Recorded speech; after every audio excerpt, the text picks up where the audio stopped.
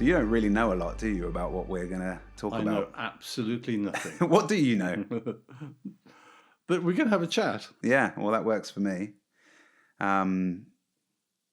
This whole theme is about listening. This whole show, whatever it is that we're making here, is about listening, exploring that.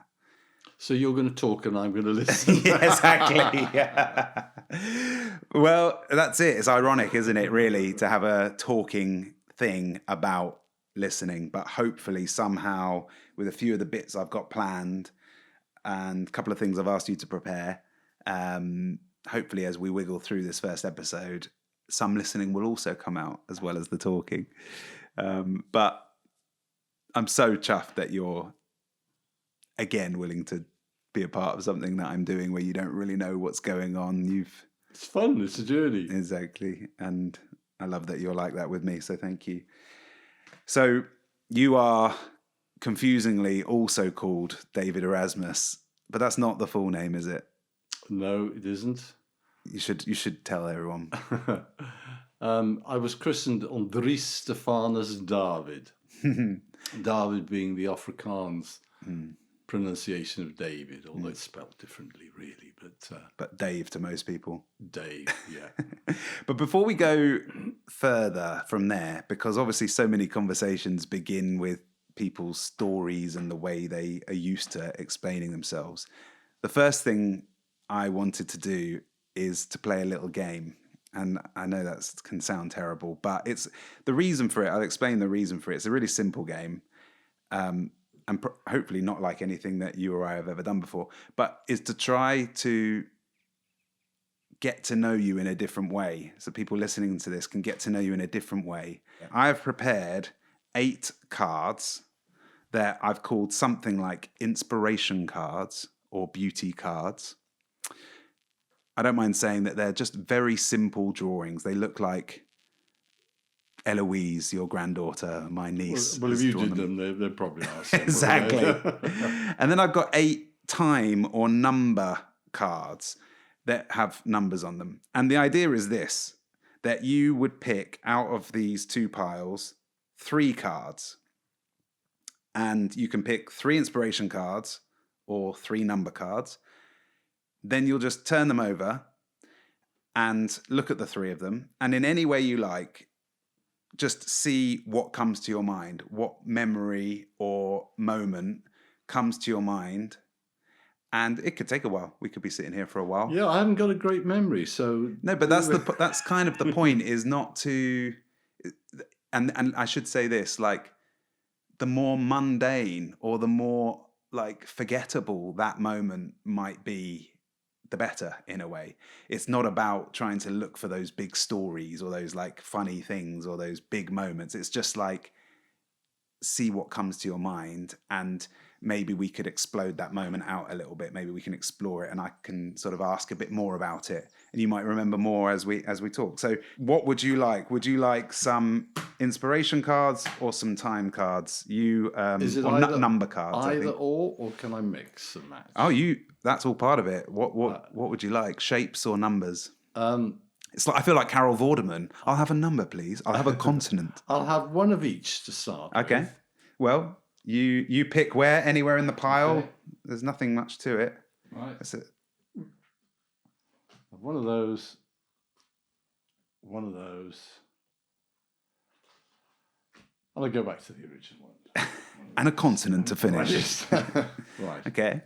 So spin them over, and then I'll just listen. Right. So what have you got? I've got a cloud, I've got a cross, and I've got 1999 or 1999. 19,99 or 1999.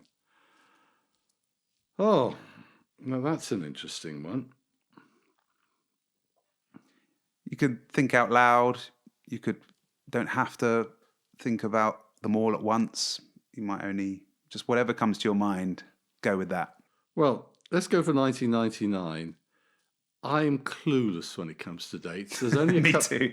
There are only a couple of dates in my mind that ever come to mind, and that's 1983 to 1986. Okay.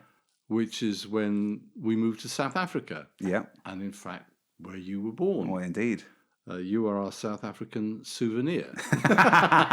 Your what was it? A welcome surprise, I think, is Absolutely. been described as at other A times. joy. So yes, dates. Those are the dates. Only dates apart from my birth year and Mum's birth year. And what are they? Mine's 1949. I can't give away hers. She's younger than me. Much younger. So I wouldn't dream without her permission of divulging that. But You've learned well, Dad. She looks much younger than me. So that's years and dates. The rest is a fog. I'm the same with that. Obviously, I know 1985 was when I was born, which falls in your catchment. But I can't remember. You know, people say, "Oh, remember the summer of 2003?" I'm like, no, I can't remember that at all. I have no idea what you're talking about. Sorry about that. It's in the genes. Yeah, exactly. So, shall I move on to the next? As you please. Right. As you please. Clouds. The only thing that comes to my mind with clouds is that song. And I always thought it was Send in the Clouds, but it's Send in the Clowns. Oh, really? Yeah. What is that song? I don't know. It's from one of the musicals. Right. What, like Les Mis or something? Yeah, but it's not that. You do like I don't Les know Mis, which it is. I don't know musicals. I've just heard it so many times on the TV, but that's what comes to mind. Now, the other one, which is The Cross, which... Before we go on, Yeah. I know you weren't meaning to talk about Les Mis because you're talking about clouds that was actually clowned, and then I know you like Les Mis. Yeah. Just for a second, what is it about Les Mis that you love? Because I got to see it last year with Chloe, and it was really great. But I remember a couple of things growing up, always listening to Whitney Houston, Mariah Carey, the leaders that you were playing. But also I remember you really championing Les Mis on a number of occasions. What is it that you love about it? Well, I think it was, if I'm correct, I think it's the first musical your mum and I ever went to. I mean, when we lived in South Wales, lots of people travelled up to London to musicals. We didn't. Then when we moved up here, we thought we must go. And Les Mis was one we thought we'd like to go to. And we loved the whole experience, and the music was very moving. But there's one particular song called Bring Them Home. Now, I've got to be careful when I talk about these things, because things that move me, I get emotional about it. And I felt it was really poignant when this guy was singing, the young men were going to war, and it was a prayer to bring them home. Is it like, bring them home? Yeah. Or something like that? Oh, yeah. Alfie Boe and a few people have sung them. And there's a note at the end of it that they just hang on, and it goes on. It's fantastic. Yeah. So, yes, that was very poignant. And any person who's got a great voice and sings a great song, I love. So I'm not a particular fan of any one person with everything they do, but particular songs and things. So, yes, that was particular and very moving. And you were going to go on, and I interrupted. The Cross, that is a very poignant sign for me, because when I was 18, I became a Christian, and that's moving. What's moving about it for you now, in this moment? It's affected my whole life. Tell us a little bit, if you want. Well, when things mean a great deal to me, as you will know, I get emotional when I talk about them. So I won't say too much because I just hold it in, but it's very deep, very moving, and affected my whole life. Yeah, awesome. Well, that's brilliant, Dad. I think for me, that's exactly the kind of thing I was hoping. I mean, hopefully it'll be very different every time that we did play this game with someone, but that's for me brilliant. It's just a lovely way to like pierce into pockets of your memories and experiences from different angles, maybe, than from the way that you might collect it in a normal everyday part of life. So in here, we've got George helping beautifully behind the camera. And that's it. There's just the three of us. Only two of us are on mic, and then bits of George when he's sorting out the technical difficulties like we just had.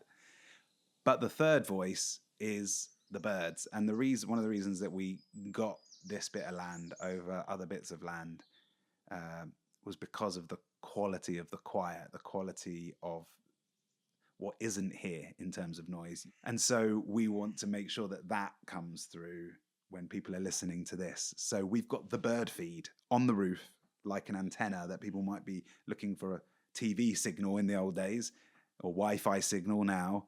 We're looking for bird signal. And we're going to record the bird feed on every single podcast. We might even get good at it where we're able to turn up the volume so that we're able to bring them better into the room. But that's the other voice here. So when it's listening with me, it's listening with because I'm the host with, but also with listening together. I'm listening to you, you're listening to me. I want to hear what you've got to say about listening as well as us actually listening together to what we hear. And so we'll see how that unfolds. And I don't know if we'll hear the birds today too much. We're in the middle of the day. It's not the dawn or the dusk chorus where they get the loudest. I thought we were going to talk about listening and what it means to you first, but actually I just cannot wait, and I really want to hear what sound it is. So the one thing I asked you to prepare to come today was one, for the unknown, I guess, but two, to bring a sound or a piece of music that means something to you. And I don't know what that is. I don't know what it's going to be. But maybe you could tell me. Oh no, maybe we just play it and then you tell me about it afterwards. Okay. Let's do that. Because Desert Island Discs. Yeah, exactly. It is a mini Desert Island Discs.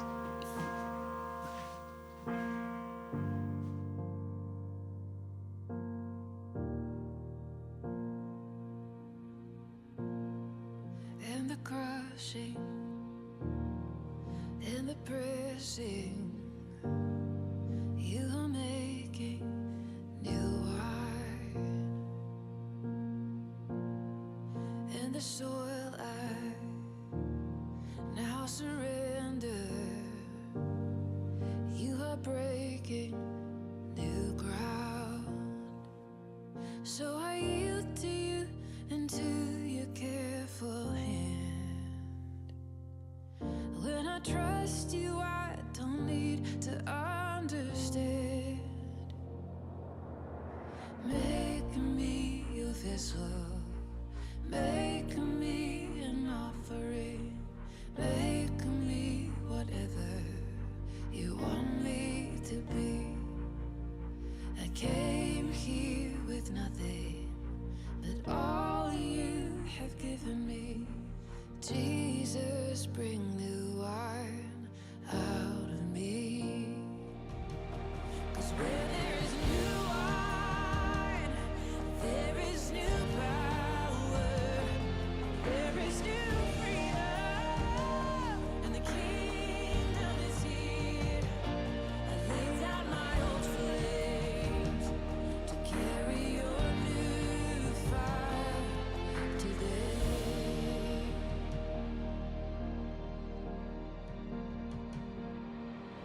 So make me your vessel, make me an offering, make me whatever you want me to be. God, I came here with nothing, but all you have given me. Jesus, bring new wine out of me.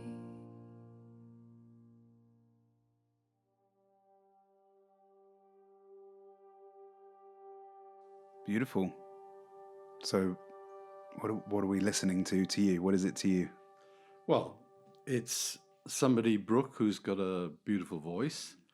I love the song, the harmony, the tune. It evokes a response in me. She wrote it, she didn't sit down to write. It's a prayer. And she found herself sitting at the piano producing a prayer, and when she played it to somebody, they loved it and asked her to perform it. So it was never written as a performance piece. It was written as something personal.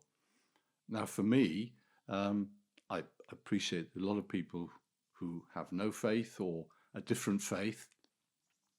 And there are lots and lots of songs over the years I've really loved, and we've sung, and fun ones, and sung ones we've sung together as a family, and sung with the children growing up. But you asked me about something that had meaning for me, and I've played this song over and over again, and it just draws something out of me each time. And so that's why I chose this. I'm not trying to, in front of others, push faith or belief, but if you want to know something about me, that sums it up. It's a prayer.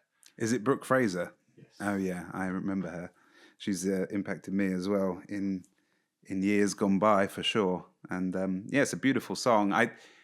What struck me was themes, words at the beginning like surrender and yield and trust, sort of a drawing someone in, and then in the middle there's this metaphor around wine and the vehicle and the vessel of new wine, like new product, new creativity coming from an authentic place, an organic, the soil, which obviously speaks to us here. And then from there it sort of blows up, doesn't it, as a song, and it becomes the words of power. And well, I love it because so much in this world is about ego and driven and power, and in politics you hear things. So much is egocentric, and this is the reverse. It's surrender, it's giving, it's what you have. Isn't much, but it's crushed out to produce something that might just be better, and that resonates with me. And not to put too much of it on the table for everyone, but obviously we've been on quite a journey personally, because it's interesting you choose this song, because obviously I have been impacted by Brooke's work, and I know she's a Christian, and obviously that's where you're coming from and what your experience is that's deep and meaningful for you as well. And I grew up like that, and I've had lots of powerful Christian experiences. And then in the years around leading to the woods and through the woods, that kind of clear connection to a faith, to Jesus specifically, sort of dissolved for me in the way that I still see it to be true in other people, that connection with Jesus, including yourself, and not least yourself at all. But it's not true for me in the same way. And so and I don't have any story that replaces it. What it's been for me, as you know, is a loss of theology, a loss of descriptive words about what the other, what the universal, what God is. And for me, dealing a lot more with the kind of worldview that says, how could I possibly put a narrative to something that's beyond me, and getting comfortable in that, what has been an incredibly uncertain and unknowable kind of place and journey I've been on ever since. And now when I try to describe it to other people, sometimes when I try and look at other groups that have gone before that kind of feel like, oh, that's a little bit similar, the practice of the quiet practice or whatever it might be. Sometimes I look east and I see things in the world of Zen that I think that's interesting. But also in the UK, the history of the Quakers feels quite familiar to me. Also came out of a Christian tradition, and now it doesn't have that theology anymore, but has had its roots in social action and helping through a network of relationships around the country to make change in society. But I guess I kind of lose my thread now. We've gone so deep into sort of like that wrestle really that I think you and I have had in the last 10 years, let's say, as there is a difference there. And I still love and respect your journey. I still see the beauty and the value in like the sound that you're giving to us to listen to today. Well, it resonates with me particularly, when you just gave me the heading, we're going to talk about listening. Mm-hmm. And I think I started off life, I am not a listener, I'm a talker. Mm-hmm. And so are some of our family members. Just, you being one of 4 children. No, we're all pretty We're all well endowed with vocal cords in Yeah. varying different capacities. We're all taught. I bumped into somebody one day and she said, I've just met both your daughters at the same time. It's a good job me and Nathan weren't there as well. So, yeah, I'm a talker and I didn't grow up learning to listen. I could go into deeper reasons for that, but I wasn't a listener. But as I've walked the Christian path, I've learned to listen. And so some of the themes of that song were not having all the answers within and having, in many situations, try to figure out a way forward or make a decision that I just didn't know what to do. The big things and small things. But then when there is someone outside of you, if you have a faith in God to turn to, you turn in desperation. Most people said, most people in the trenches in World War One prayed, and I understand that. We all, when we're desperate, ask for help.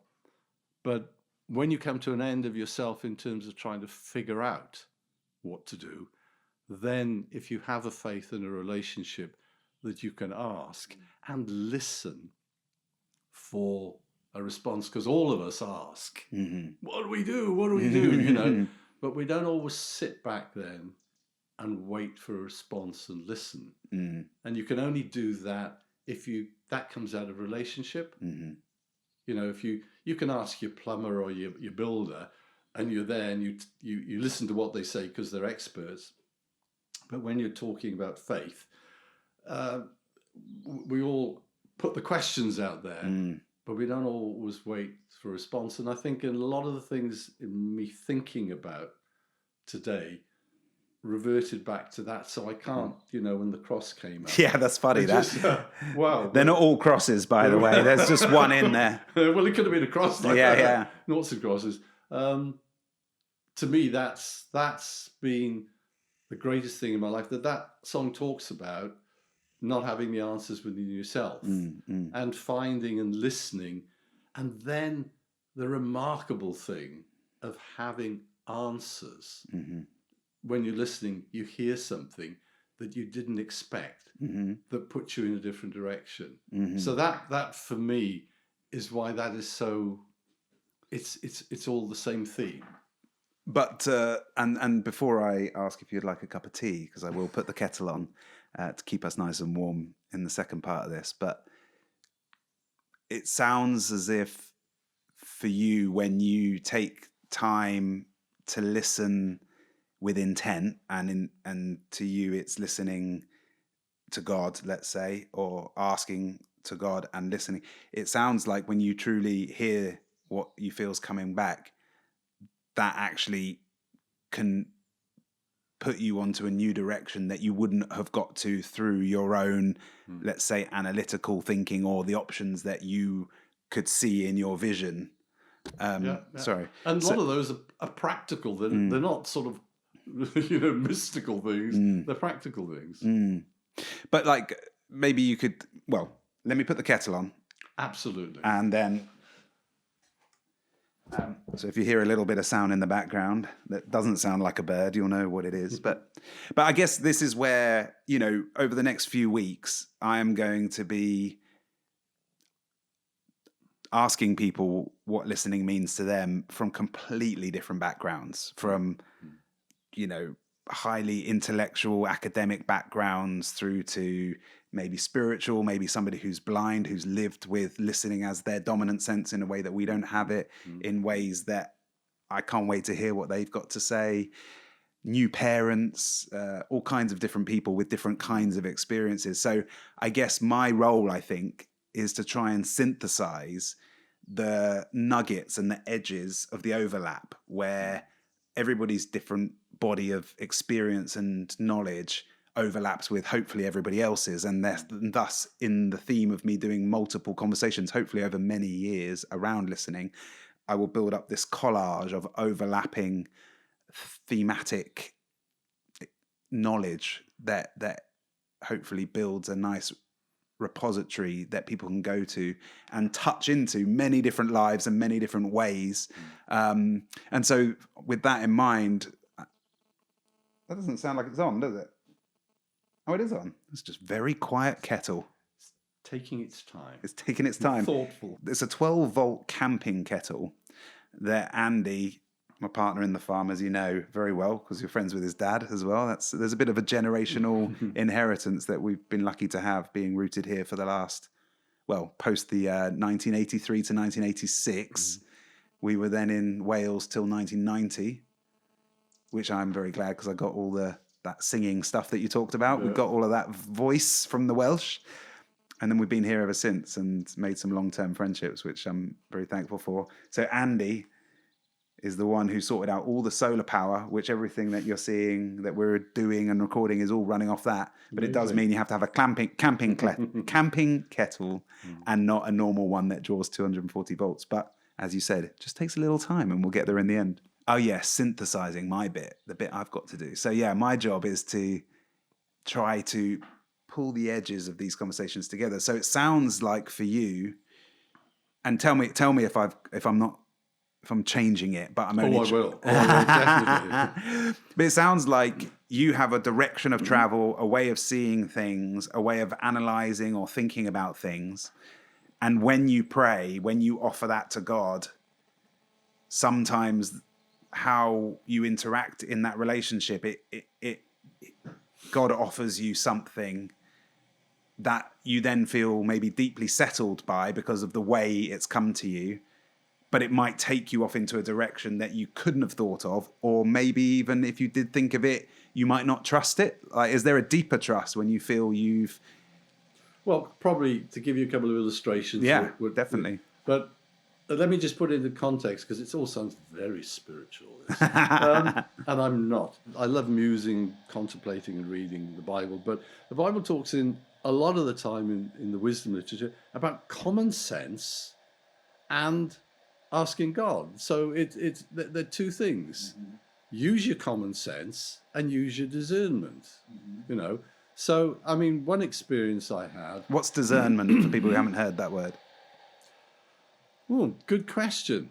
I think discernment means separating the issues. Okay. So it clarifies. But if I come to the common sense bit first, because common sense is really important. You need to have your feet, you know, landed on the ground. I took on a job many years ago, and when I got into it, I found they were 18 months behind in all their work. So in the first 18 months, I had to do 3 years' work. Mm-hmm.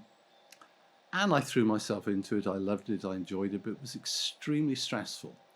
And the stress build-up, as you know, stress is cumulative.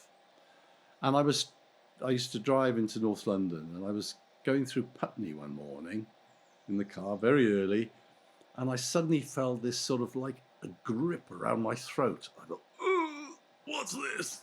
It was, I didn't know at the time, but it was a panic attack. Yeah.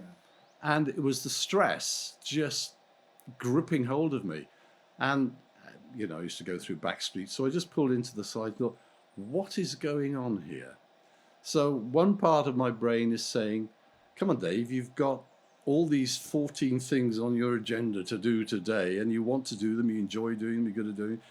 And the other side is saying, you know, what's going on? And I sat there trying to figure it out, and I realized that my mind was working on one plane, but my body was working on another. My mind was saying, logically, no emotion, just get on, put your feelings aside, do it. But my body was crying out, I can't cope. Mm-hmm. And so I came to that understanding, thinking, there's two things going, my mind and my emotions, my body. And I thought, I don't think this is good. Mm-hmm. The kettle is boiling, which is really good. The kettle's ready. Yeah, I don't think this is good. But I don't think this is good. So I turned the car around and thought, probably go and see the doctor. In the days when you could just turn up at the doctor's and get an appointment, not like today, and have a couple of days off and I'll be fine. Went to see the doctor. She signed me off for 2 weeks, and that ended up being 3 months. Mm-hmm. I had achieved chronic fatigue syndrome. Mm-hmm. overdone it. Quite simple, and needed to rest. And she referred me to a psychologist. And what he said to me was the thing, he said, you've done the right thing. You listened to what your body was telling you. And that always remained with me. I thought, I'm never going to get myself in this situation again where I need 3 months off work. Good news, I had a rest, I went back, and everything was good. But in terms of the concept of listening, he endorsed what had happened, and I'd listened to my body. And that has been really helpful. As you know, I've had some heart issues in the last year, and I've had to listen. I now have a pacemaker, and Which I we're also, very thankful for. It's an amazing bit of kit, I got to it's say. great. I mean, your heart rate drops, so the pacemaker lifts it up, and then I found my heart rate was going up, and so I now got a tablet to bring that down. So we're navigating that, but listening to your body is common sense. You're mug not to do it, and so many of us guys say, "Oh, if something's wrong, put it aside, leave it, don't bother," and numerous things. I've had a lot of maintenance going on. Well, it's basically a part-time job now. You say you're retired, but basically you part-time down the doctors every week. But I will. But just to say, I really, and I've said this to you before, I'm so thankful that on that very practical level, you have cultivated that listening to your body, because as your son, who's just got married, yet to embark very far into that family life, I want you around. Me too. Quickly, is it pucker, peppermint and licorice, or is it clipper, ginger? Because we're sharing, so we're both in together. I don't mind. Come on. Either ginger. Oh, he's going fiery. Or we could try our own concoction. Should we try and see what happens if you put them both in? Why not? I've never done that before. But also, this is a new kettle that Chloe, I've nicked it from home. Chloe, I hope you don't mind. But I think the first Let's do both. infusion, you have to pull it quick, otherwise it'll get all the good juices, and the second one won't impact. no, we're going to put both in at the same time. Oh, into the kettle. Oh, it's posh. So we've got kettle. the 12-volt camping kettle, but then we've got this, I don't know what you call it, but just black metal brewing kettle that takes enough for 3 or 4 cups, and I'm pouring it in. But we are maybe making a mistake, but we'll find out. At least it'll be a unique moment nonetheless. It'll be another experience. Exactly. And we'll let that do its thing for a minute before getting involved. I apologise in advance if it's a terrible idea. It'll be warm and it'll be wet. Well, that's what you can hope for at the farm. So to go back, you were we're so thankful because we want you around, and people do just, their heart slows down, and if they don't get attention, they don't listen to what their body's saying. As you say, men in particular can just drop down in their 70s, 60s, 80s because they just don't get what is a nifty bit of kit that helps you go for another 50 years, Dad. Well, I was very fortunate. I knew something wasn't working well. Yeah. So I went to the doctor, sent me to A&E. My heart rate had dropped right down, and my question to the doctor was, what happens if that happens? He said it could just stop. Yeah. So to drop down to 37, which now the pacemaker doesn't let it go below 60. Brilliant. I mean, it's not lost on me, to be honest. One of the reasons why I wanted to... Wait, don't do it yet. Don't take a sip, because we need to do the taste test now that we've done a brutal concoction. Yeah. But I just want to say that the fact, I know so many of my friends don't have the kind of relationship with their parents and with their dad that I've been so lucky to have with you, where it's been, you've kept me safe, you've kept me fed, you've kept me watered, you've given me values. But we've also been able to go on from there and become friends and create things together, building the hut in the woods that we stay in here, going on trips together, adventures to Scotland and into Europe and Lake District and gin plants in Scotland. Yeah, exactly. And it was a lot colder than this, but kind of I think the thing maybe I value up there, at least with our relationship, is the fact that there is difference, and I don't have to subscribe to your way, your worldview, in order for us to have that relationship, and it doesn't stop us being together. And that's something that, you know, some people don't have that relationship, but also a lot of my friends' dads are no longer here, and for whatever reason they've lost them. And so for me, just the privilege to sit with you simply in the stables at the beginning of my more adult life, to be able to have this conversation, I couldn't think of a more meaningful way to start this journey of this inquiry into listening, because it's I feel rich, I feel wealthy as a result of all those ingredients, practical and relational, that all lead to us simply being able to share what is inevitably going to be a horrendous cup of tea. So we've got ginger mixed with licorice and peppermint, which already is quite brutal as an idea, but it strangely is nice. It's very interesting aroma. You got to tell the truth, Dad. Right, 3, 2, 1, go.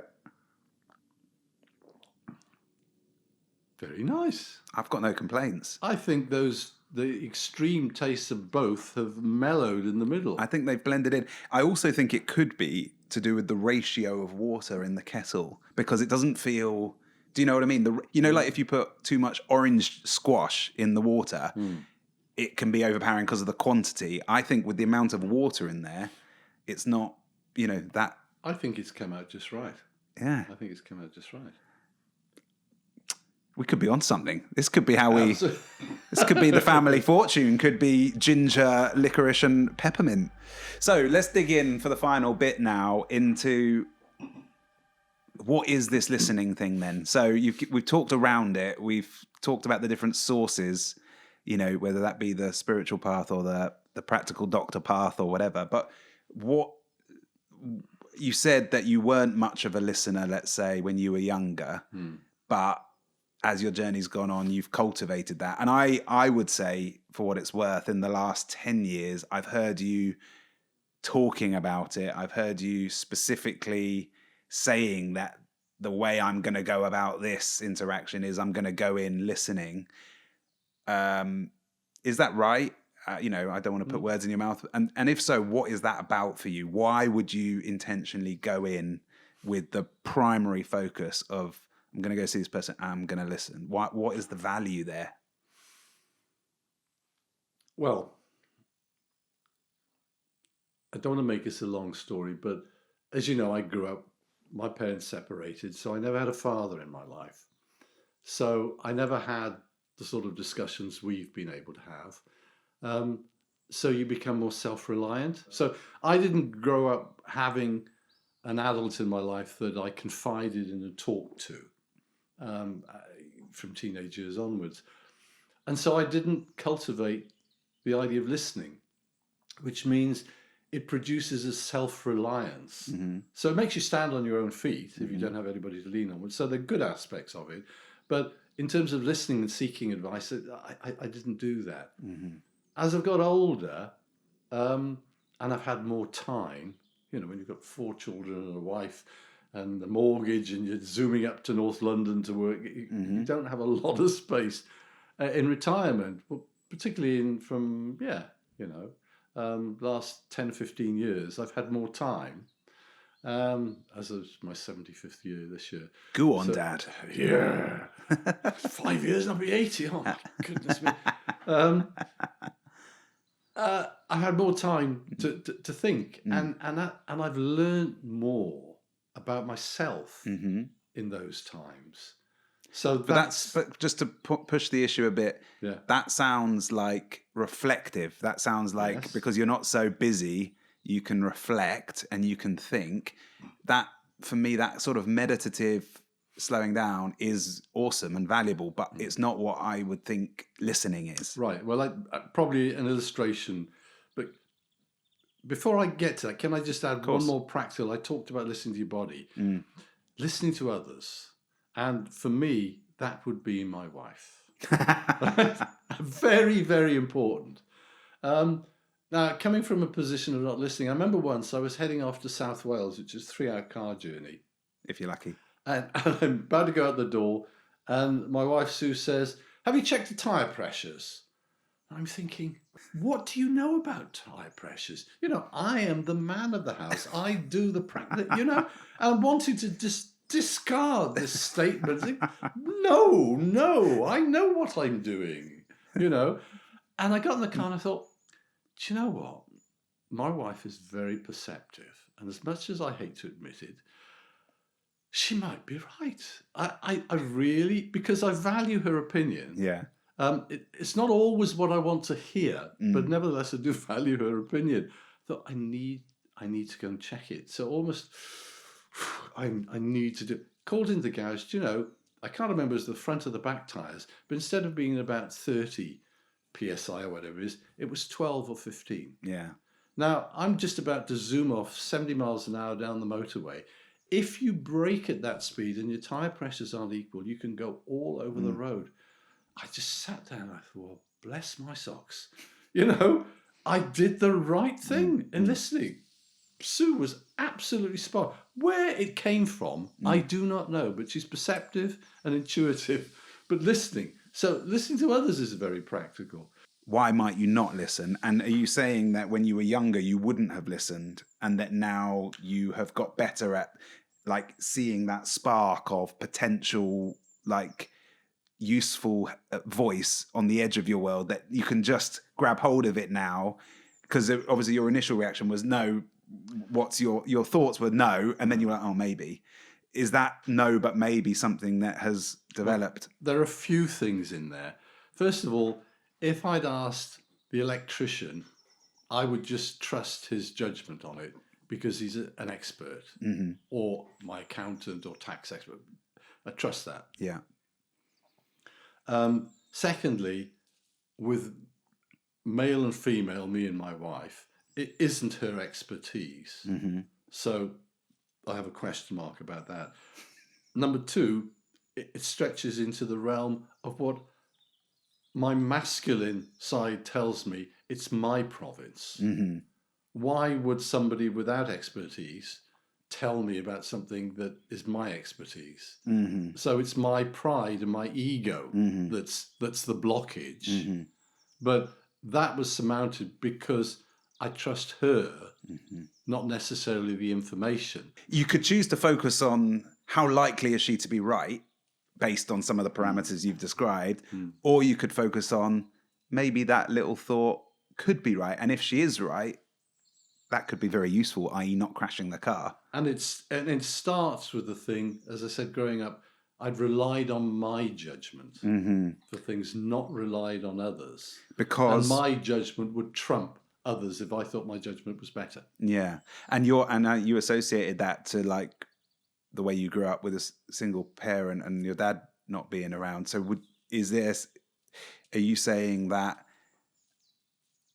maybe the one that you would have wanted to listen to might have I don't know, because I never had that experience. Yeah. I mean, maybe I would have clashed with my dad if he'd been around and never listened to him anyway. Yeah. You know? Yeah. I don't know. But it's funny because I was invited by a friend of ours, Andy Lindsell's dad, to Germany, and he asked me he was speaking and asked me if I'd say something. So I started to write down some of my experiences, and I realized that 5, what I would say were direct answers to prayer, I found it quite illuminating. 3 times a question came to me, another time a suggestion, and another a word of advice. Now, the one I've just mentioned was a suggestion. It wasn't do this, this sort of omnipotent figure pushing something on you and you're quaking. It was a suggestion. Why not go for a month and take Sue? Now, I love, but when I looked at that, to see that, and I reflected on it, I could see this is what a father does. This is what a father, he doesn't do this. And 3 times, the direct prayers I'd made, a question came back. And that question threw it back to me. And I thought, what a fantastic thing, reflecting on my earlier life, never having had this interchange. But that's what a father does. He doesn't necessarily give you the answers. Probably doesn't have them sometimes, natural fathers. But is drawing out of you what you want and the best way for you to go. So that's another reflective thought that I've had in terms of listening. I think that's interesting. Like that three thing, if you put it in percentages, you got 60% of what came back to you after that interaction is questions that empower you really to go on and start the inquiry or carry on the inquiry in a different place because of where that question starts you. A suggestion which is sort of halfway between a question and an answer, maybe you're towards the answer side. And then only 20% of what comes back to you is, what was the fifth one? It was a do this. A word of advice. Which was like something like a don't do this or a do this kind of thing. Yeah, I mean, that instant, I was trying to make a decision about whether to do something or not. It's immaterial what the decision was. But I got myself in a real stew over it. I put myself under pressure, and I felt under a lot of stress to do this thing which I thought was right, to make this decision.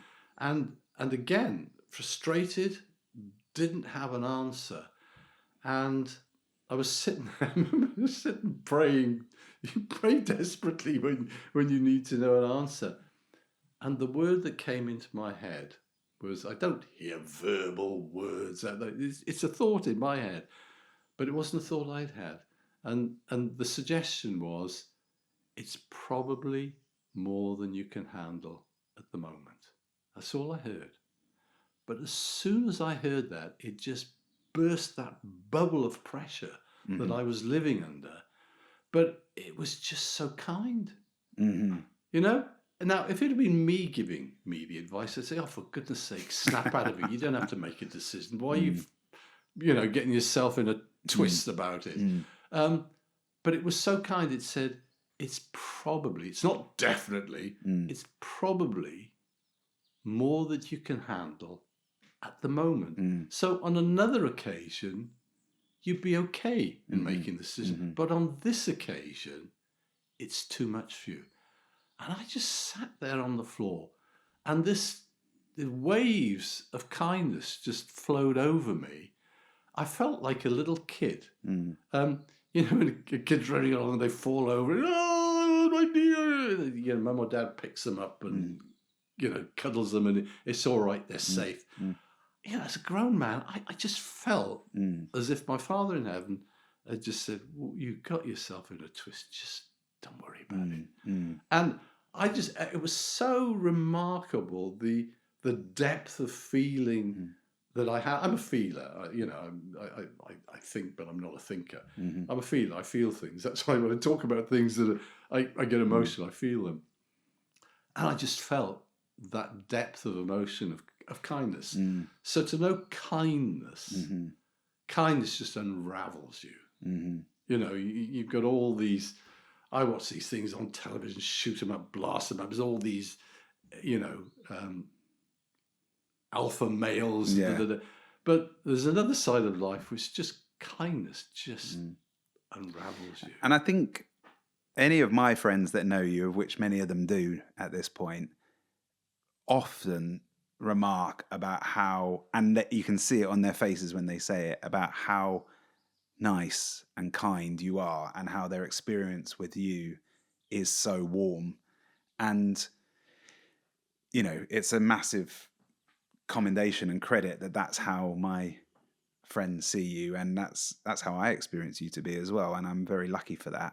And this is the not tension, but kind of the thing that lives with me, really, because I can see, or at least I perceive, how your model, if you like, I know this might seem like reductive language to you, but your model for how a father speaks and engages and relates, and in many ways, I think your model for kindness, whether it was in your character and personality naturally, and you've ascribed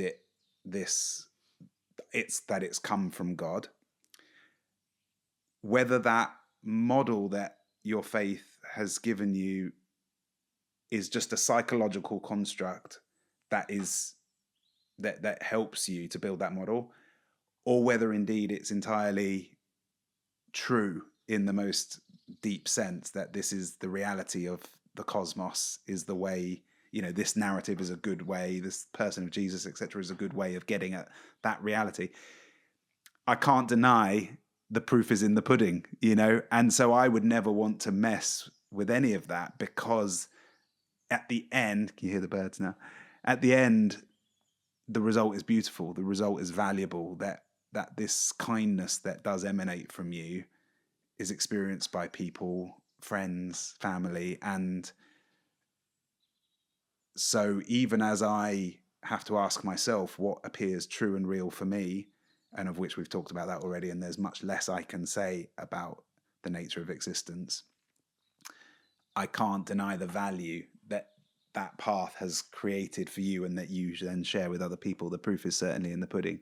Well, I don't think it's there originally. I think, but I might disagree with you about that. Like, I might believe that it was there. Well, it's very kind of you. I know, for various experiences I've had, that I can be extremely thoughtless and selfish and ego-driven, and all those things are there. But we all can. But if people have experienced kindness, it's because I've experienced it. Mm-hmm.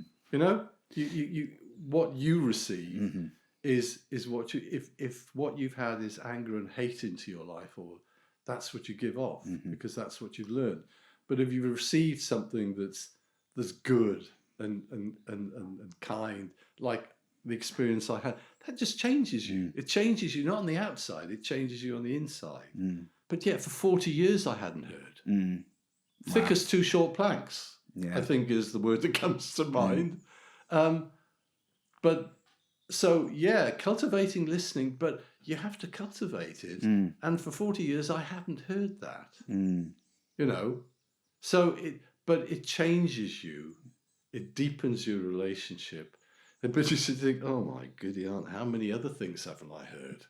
Because this is a pattern. Well, exactly. And hopefully in some of the other conversations we go on to have with people who listen through machines or to animals or all kinds of different ways of listening, that will become apparent as well. Literally the limit of our sensory perception. There's so many frequencies that we can't even hear to the ears or see through our eyes.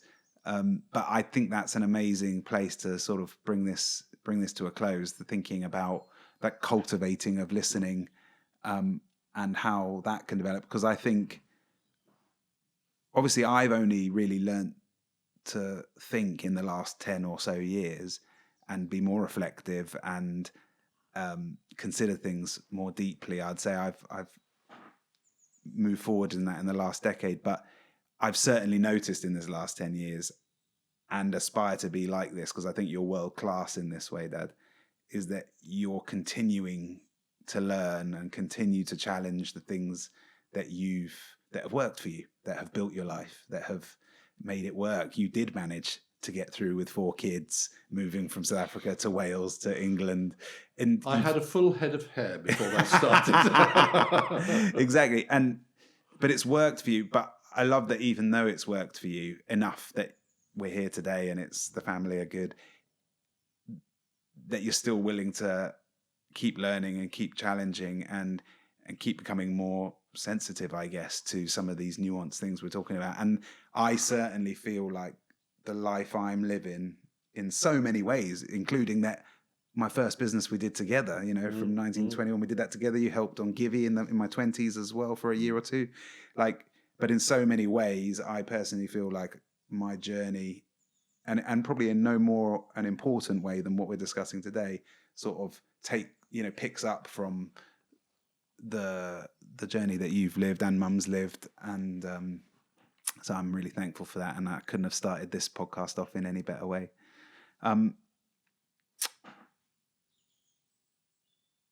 Two things. One final thought. It sounds like me. I always, when you're going, I was like, one more thing. Well, yeah, exactly. I'm like getting in the car. One more thing. like predictable. George, do you have any things that you think would be nice to finish off these episodes with? Be nice to connect them somehow with a forward thought on listening in some Yeah. shape or form. Yeah, I will talk about the fact that we're going to eat together, and I will say something about how we've managed to produce this and how we're going to keep producing it. And I think I've mentioned quite a bit about other people participating and how that's going to expand and grow, hopefully. Can I throw one thing in for Yeah. the future that I thought about? I don't have an answer. Is somebody told me once, when you're talking to somebody, there are things that you hear and you can listen to, but they're the unspoken words. Are you listening for what people are not telling you, as well as what they're telling you? That would be an interesting one too. I like that. Look at in the future. Well, we'll see if someone picks up on that theme when they hear that.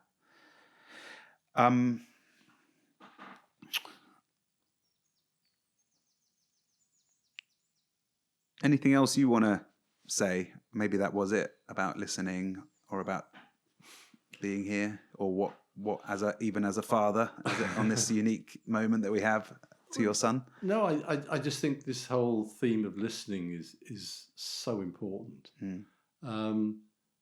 because there's so many things I have missed, and the unspoken things that I didn't hear, and am committed to want to hear more, because it changes me, and it changes the people you're around. So want to continue on that theme. As long as the pacemaker keeps going. Yeah, you're good. Yeah, I need a little dad app on my phone that's like, blip, blip, blip, blip, blip, blip, dad's going down. Actually, this pacemaker contacts straight to the hospital that tells them all the readings it's taking all the time. Yeah, I need to tap into that feed. And that reminds me of the bird feed. So I look forward to getting that recording back as well and running it through that bird app and seeing what birds have been with us through this conversation. I've heard a few here and there, but we need to amplify it. So we started with a bit of a walk and we've had this chat, and I'm so thankful for you coming and participating in it with me. And now we're going to go and eat we're going to stay here and eat something. Excellent. With George and Eduardo.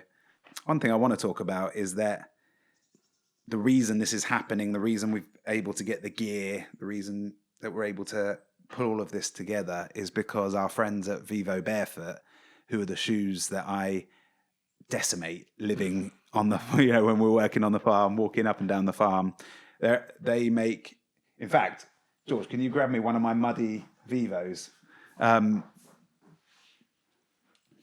Just one of them. I can't handle both of the muddy Vivos. Mine look the same. Yeah. So although these do not look attractive at the moment, they are incredible shoes, and they have very thin soles that really allow the feeling of being in contact with the ground. The reason they're Vivo Barefoot is because it's trying to give you that minimal protection, but to maximize connection with being out in nature. And I absolutely love the brand. I love how it's grown over the last 10 years, but I also love Dolma, Galahad. I know Dolma well. This is the family behind it. They are Clark. They're the old Clark's family, 7 generations of cobblers, old Quaker family. And I went to an event the other day in London where they showed their new film called Footprints, where they go back to see some of the oldest human footprints in the middle of Africa. Amazing film.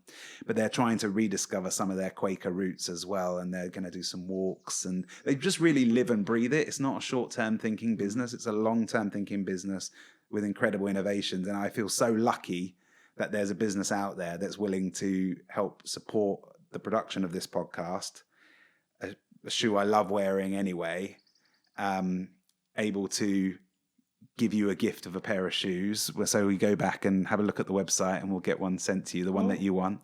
Amazing. Yeah. And they're just amazing. I'm so pleased that they're willing to go out on a bit of a limb as well to support a conversation like this, because it's not just a farm podcast or a nature podcast. This is something about something a little bit thinner that, and I was really lucky that this over this last month, I've been exhibiting a sound installation at LIS University, London Interdisciplinary School in London, and Maria, the art and visual teacher from there, pointed me to Pauline Oliveros, who's died now, but she's famous for the work she's done on deep listening, which I'm just getting acquainted with at the moment. But there was this quote which I sent to Dolma because I thought, yes, this is exactly what ties these shoes and what they do with nature connection to this conversation. It says, take a walk at night, and I love a night walk.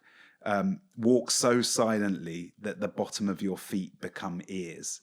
And a bit like you said about listening to what is unspoken, part of what I'm excited about in this whole conversation is expanding the notion of what is an ear.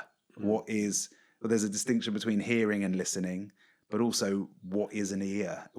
Can your feet become ears? So what is the paradigm that thinking about anything as an ear and anything as listening, what does that unlock that maybe our normal way of operating in the world doesn't really understand or touch? I'd love to read the paragraph I sent Dolma to explain what we're going to try and do here, because it's even in these interactions that we have been creating this concept. Listening is the language of our heart. How do we feed our hearts? How do we fuel our landscape of courage? Who is painting that landscape for us, and with what brushes? Is there a sense in which we can listen with any sense? Is hearing more different to seeing than just the medium of the data? Is listening about sound or a way of being? Is it the frequency or the felt experience that is transformative?